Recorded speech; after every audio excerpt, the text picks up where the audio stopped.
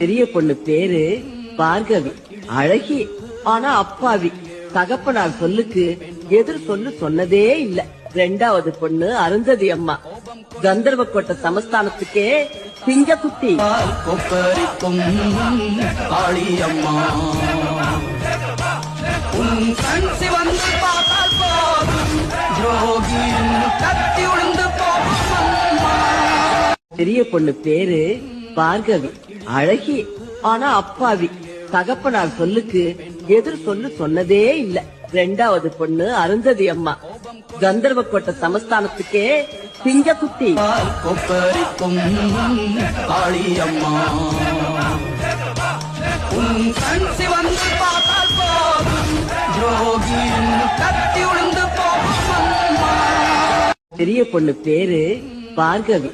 அழகி, ஆனா அப்பாவி. தகப்பனார் சொல்லுக்கு